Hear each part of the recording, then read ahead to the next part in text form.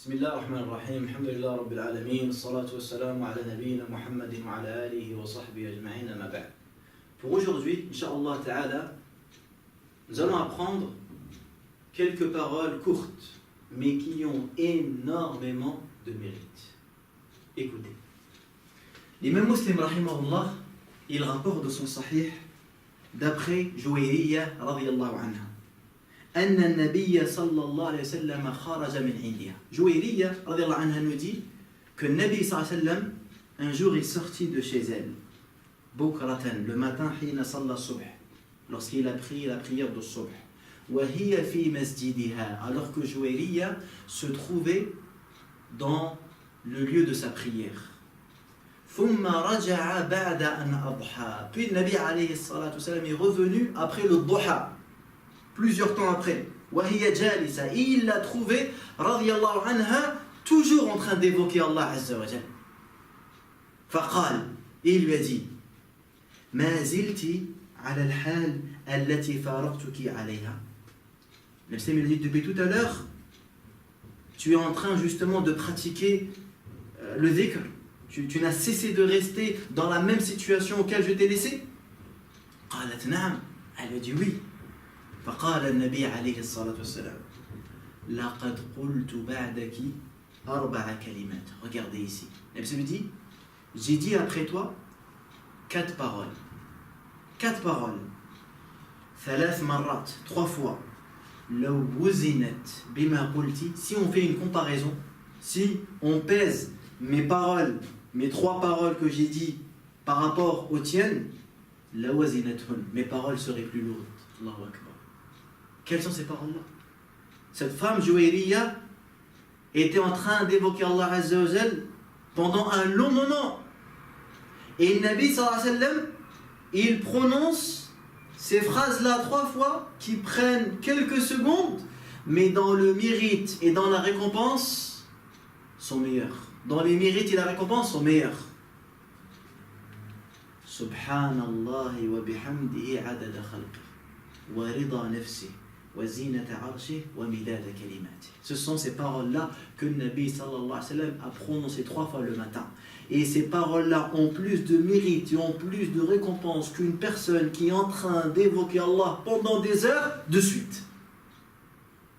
Mais bien sûr, la récompense, on l'obtient complètement et parfaitement lorsqu'on a saisi et lorsqu'on a compris le sens et lorsqu'on a médité sur la profondeur de ces paroles. Subhanallah wa bihamdi. Subhanallah, tanzihullah. J'exempte Allah tabaraka wa ta'ala des défauts, des imperfections, wa bihamdihi, et j'affirme la perfection à Allah. Alhamdu huwa dhikru mahasin al-mahmoud ma hubbihi wa ta'zimihi wa ijlalih. Alhamd, la louange, c'est le fait d'informer des qualités de celui qui est loué tout en l'aimant, en le glorifiant. Subhanahu wa bihamdihi adada khalqi, au nombre de sa création. Allahu Akbar. Au nombre de sa création. Et qui connaît le nombre de la création d'Allah tabaraka wa ta'ala? بعدد خلقه ورضا نفسه, et des paroles qui sont suffisantes pour le satisfaire tabaraka wa ta'ala. ورضا نفسه, jusqu'à qu'il soit satisfait subhanahu wa ta'ala. Je dis subhanallah wa bihamdihi un nombre de fois qui satisfait mon Seigneur. وزينة عرشه, et au poids de son trône. Allahu Akbar. Le trône qui est la créature la plus grande, la plus importante. وَمِدَادَ كَلِمَاتِ, et au volume de l'encre de ses paroles.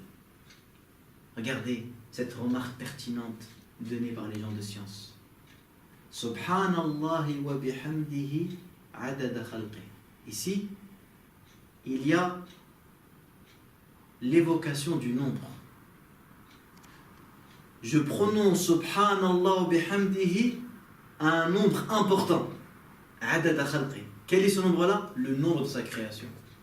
Donc là, j'exprime la multiplication de ce dhikr par rapport au nombre.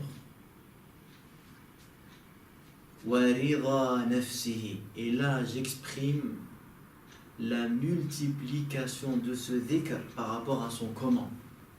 Hein, le début, c'est par rapport au nombre. Et là, c'est par rapport à son comment. رِضَى نَفْسِهِ. Il faut un dhikr qui est de qualité, une qualité que mon Seigneur agrée et satisfait. وَزِينَةَ عَرْشِهِ. Et là, j'exprime la multiplication de ce dhikr en rapport à sa grandeur. Parce que j'évoque ici la créature la plus grande qu'Allah tabaraka wa ta'ala a créée, qui est l'Arsh. Pour vous donner une idée sur la grandeur de l'Arsh, je vous cite deux arguments. Le premier, le hadith dans lequel le Nabi sallallahu alayhi wa sallam nous dit: il m'a été autorisé de vous raconter le récit d'un des anges portant le trône d'Allah. Entre l'aube de son oreille et son épaule, il y a une distance de 700 ans. Allahu Akbar. وَيَحْمِلُ عَرْشَ رَبِّكَ فَوْقَهُمْ يَوْمَئِذٍ ثَمَانِيَةٌ. Et 8 anges sont chargés de porter le trône d'Allah tabaraka wa ta'ala. Des anges dont seul Allah tabaraka wa ta'ala connaît la grandeur. Entre son oreille et son épaule, il y a une distance de 700 ans. Allahu Akbar. Deuxième argument, dans Ayatul Kursi, qu'on récite, comme on a dit, 8 fois par jour, après chaque prière, et avant de dormir, une fois le matin, une fois le soir. Allah, il dit: وَسِعَ كُرْسِيُّهُ السَّمَاوَاتِ وَالْأَرْضِ. Et son kursi est plus large, dépasse les cieux et la terre. Allahu Akbar. De ce verset, Allah tabaraka wa ta'ala nous informe de la grandeur du kursi. Il est encore plus large, il dépasse les cieux et la terre. Et le kursi, ce n'est pas le trône. Le kursi est une chose et le trône en est une autre. Un Nabi sallallahu alayhi wa sallam nous fait une comparaison entre le kursi et le trône. Il nous dit alayhi salatu wa sallam: mal kursiyyu fil arsh illa ka halqatin ulqiyat fi ardi falah. Le kursi par rapport au trône est comparable à une bague qu'on jette dans un désert. Hadith étonnant. Le kursi qui est plus grand que les cieux et la terre, si on le compare par rapport au trône, c'est comme une bague qu'on jette dans le désert. Alors imaginez-vous de la grandeur du trône. Et imaginez-vous de la grandeur du Seigneur du trône. Abdullah ibn Said dit: entre le premier ciel et le deuxième ciel, il y a 500 ans. Et entre le deuxième et le troisième, il y a 500 ans. Et entre le troisième et le quatrième et le cinquième ciel, il y a 500 ans. Il dit: après le septième ciel, il y a le trône. Et après le trône, il y a Allah tabaraka wa ta'ala. Et rien de vos actions ne lui échappe tabaraka wa ta'ala. Il est au courant de tout. Une autre faïda. Quand Allah tabaraka wa ta'ala nous a informé qu'il était établi sur le trône. En effet, d'après la croyance des gens de la sunna, c'est qu'Allah tabaraka wa ta'ala est établi sur le trône. Ar-Rahman wa ala al-arsh istawa. Le tout miséricordieux s'est établi sur le trône.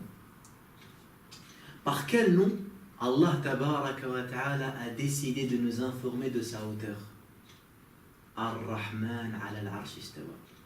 À chaque fois qu'Allah il a parlé du trône et qu'il s'est établi sur le trône, il a toujours choisi le nom Ar-Rahman. Il n'a pas dit Al-Khaliq ala al-arsh istawa. Il n'a pas dit Allah ala al-arsh istawa. Il n'a pas dit Al-Malik ala al-arsh istawa. Il a dit Ar-Rahman. Alors, pourquoi? Les savants ils nous ont dit: il a choisi l'attribut le plus grand et le plus large qu'il détient. Rappelez-vous le hadith: Inna rahmati sabaqat ghadabi. Ma miséricorde l'emporte sur ma colère. Ce sont des propos qu'Allah il a écrits auprès de lui avant de même de créer les cieux et la terre. Inna rahmati sabaqat ghadabi. Allah tabaraka wa ta'ala a choisi le nom qui renferme l'attribut le plus grand qu'il possède tabaraka wa ta'ala pour nous informer qu'il s'est établi sur la créature la plus grande et la plus gigantesque que tabaraka wa ta'ala il a créée.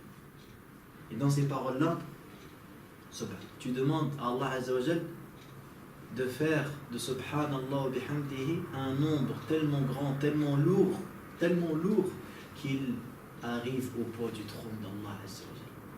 Allahu Akbar. Ce dhikr-là, il est digéré à dire 3 fois, tous les matins. Après avoir prié le fajr, quand le musulman commence par les adhkar, d'après la prière, et qu'il entend adhkar al-sabah, on avait cité quelques-uns dans les vidéos précédentes, il ne faut pas, mon frère, ma soeur, négliger ce dhikr. Parce que wallah, tu vas rater quelque chose de grand, quelque chose de valorisant. Subhanallah bihamdihi adada khalqi wa rida nafsi wa zinata arshi wa midada kalimat. Et ce dhikr, il prouve le mérite de la science. Parce que celui qui connaît cette information-là aura plus de récompense que celui qui prend sa subha et qui évoque Allah pendant 1 heure, pendant 2 heures. Il n'arrivera pas au même nombre de hasanat, il n'arrivera pas à la même qualité de l'acte de dévotion que quelqu'un qui pratique ce dhikr. Sadaq Allah. Allah il a dit vrai lorsqu'il dit Yarfa'illahu alladhina amanu minkum walladhina utul ilma darajat. Certes, Allah élève ceux qui ont cru parmi vous et ceux qui ont acquis la science. Tout comme le croyant il est élevé par rapport au kafir, parce que lorsque le kafir il meurt, ni la terre ni le ciel il pleure pour lui. Allah il dit sur Pharaon, et ceux qui ont suivi sa voie, ni le ciel ni la terre n'a pleuré sur eux. Alors que lorsque le croyant il meurt, le ciel et la terre pleurent sur lui. Et naam, tout comme également, on ne peut pas comparer ceux qui ont la science, ceux qui ont pris connaissance du chemin du plus court et du plus valorisant, et ceux qui l'ignorent. Prenez un exemple pratique. Celui qui connaît, qui sait comment aller à une ville voisine par un chemin, par un raccourci. Dis-moi, je connais un raccourci parce que je suis habitué, je connais la route. Donc j'arrive à destination rapidement. J'arrive à Colombe, à Beson, rapidement parce que je connais les routes les plus courtes. Mais celui qui ne connaît pas, celui qui n'est pas habitué, et bien celui-là, il peut faire des détours. Il peut prendre des chemins qui vont lui prendre plus de temps que l'autre. Parce que le premier, il connaît le chemin. Le deuxième, il ne connaît pas. Ça ne vous dit pas de connaître le chemin le plus court pour aller au paradis.